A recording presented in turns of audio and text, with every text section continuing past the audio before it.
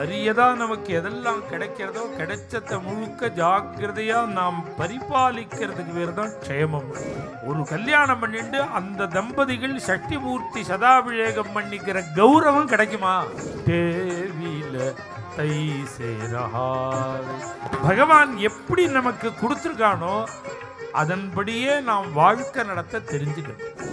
எந்தெந்த நேரத்தில் என்னென்ன கொடுக்கணுமோ அவர் கொடுப்பார். நான் உன் யோகக்ஷேமத்தை பார்த்துக்கிறேன்.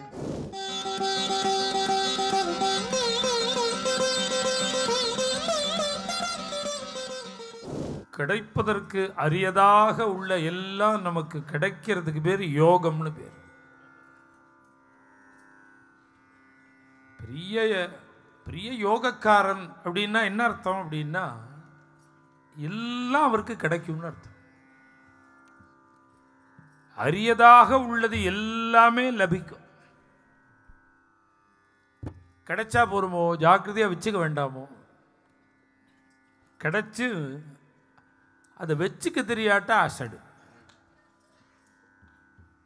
எத்தனை பேருக்கு அழகாக கல்யாணம் பண்ணி வைக்கிறோம், அது சமத்தா வாழ தெரியல பாருங்க. தற்காலிகமாக உள்ள சுகதுக்கங்களில் மனசை செலுத்திண்டு, காமக்ரோதாதிகளில் மனசை செலுத்திண்டு சகன சக்தி இல்லாமல் போய் சின்ன சின்ன விஷயங்களுக்கெல்லாம் மனஸ்தாபப்பட்டு இவ்வளவு கஷ்டப்பட்டு அப்பா அம்மா பண்ணி வச்ச கல்யாணத்தை சட நேரத்தில் எனக்கு இஷ்டமில்லைங்கிற பாருங்க. அது மாதிரி பண்ணாமல் அரியதா நமக்கு எதெல்லாம் கிடைக்கிறதோ கிடைச்சத முழுக்க ஜாக்கிரதையா நாம் பரிபாலிக்கிறதுக்கு பேர் தான் க்ஷேமம்னு பேர்.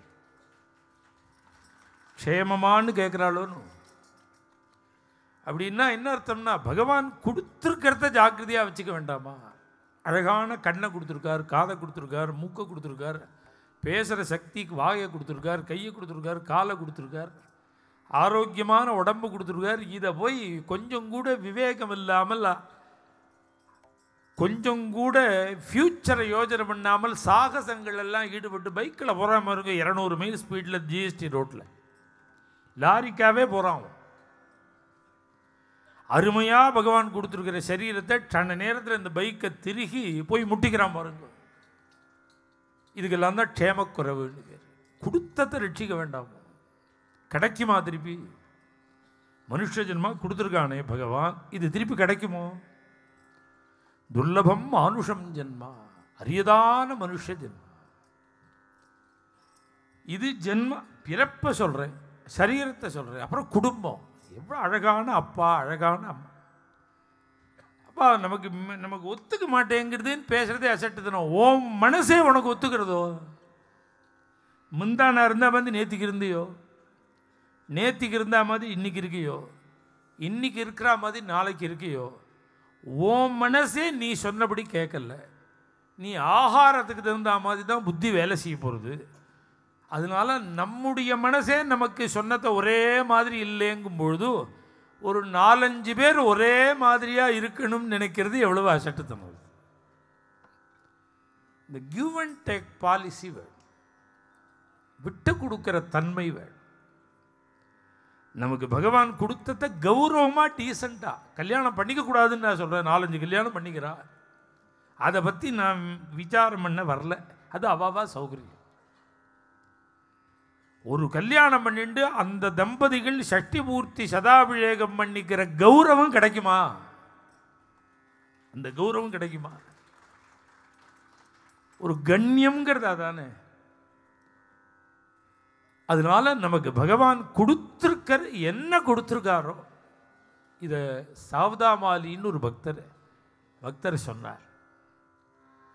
தேவ தேவில தை சேரஹாவே. பகவான் எப்படி நமக்கு கொடுத்துருக்கானோ அதன்படியே நாம் வாழ்க்கை நடத்த தெரிஞ்சுக்கணும்.